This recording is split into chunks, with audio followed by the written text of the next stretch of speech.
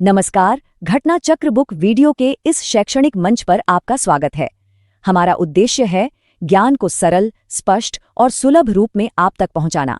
आइए आरंभ करते हैं अध्ययन और सफलता की इस यात्रा को। नमस्कार। कभी सोचा है कि हिंदी भाषा जिसे हम बोलते लिखते हैं उसकी सबसे बुनियादी चीज क्या है? मतलब वो सबसे छोटा हिस्सा जिससे सब कुछ बना है। आज हम इसी की जड़ तक जाएंगे और समझेंगे वर्ण को। तो चलिए शुरू करते हैं। तो शुरुआत एक बहुत ही सीधे से सवाल से करते हैं। किसी भी भाषा की सबसे छोटी यूनिट क्या होती है? मतलब वो कौन सी चीज है जिसके बिना कोई शब्द, कोई वाक्य बन ही नहीं सकता? इसको समझने का ना एक बहुत मजेदार तरीका है। सोचिए, ये भाषा का एटम है। जैसे जैसे साइंस में हर चीज एटम से बनती है ना? बिल्कुल वैसे ही भाषा भी अपने इन छोटे छोटे एटम्स से ही बनती है। तो सवाल ये है कि भाषा का ये एटम है क्या? इसे कहते क्या हैं? साइंस वाला नाम तो एटम हो गया, पर हमारी हिंदी में इसके लिए एक बहुत ही सुंदर नाम है, और वो नाम है वर्ण। जी हाँ, वर्ण। यही है भाषा की सबसे पहली और सबसे छोटी आवाज, सबसे छोटी ध्वनि। हर एक शब्द, हर एक वाक्य, सबकी शुरुआत यहीं से होती है। अच्छा, तो नाम तो पता चल गया, वर्ण। पर इसकी असली पहचान क्या है? मतलब क्या है वो बातें जो किसी ध्वनि को वर्ण बनाती हैं? चलिए थोड़ा और गहराई में चलते हैं।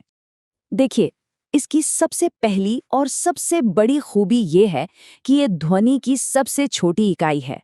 मतलब वो आवाज जिसके और टुकड़े नहीं हो सकते।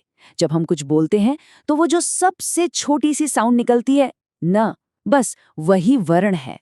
और यहीं पर एक और दिलचस्प बात सामने आती है। वर्ण जो है ना, वो अखंड होता है।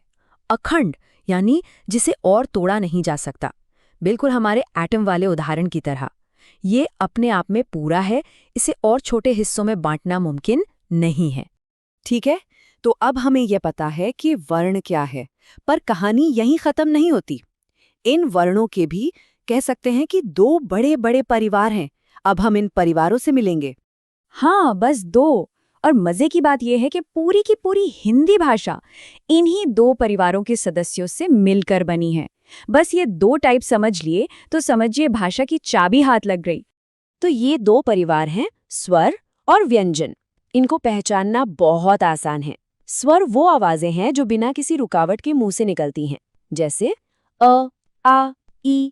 और व्यंजन वो हैं जिनको बोलने के लिए सांस को मुंह में कहीं ना कहीं थोड़ा रोकना पड़ता है, जैसे क, प या त।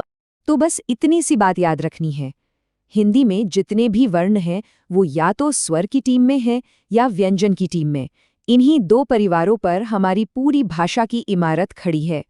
तो एक बार जल्दी से देखते हैं कि हमने क्या समझा।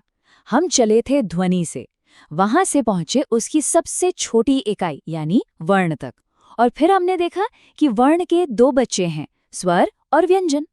है ना कितना सीधा और साफ सिस्टम।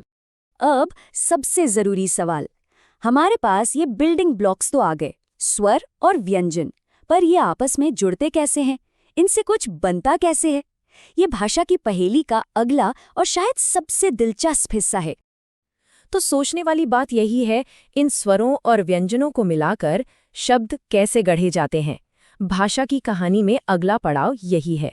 इसके बारे में सोचिएगा जरूर, क्योंकि यहीं से असली जादू शुरू होता है।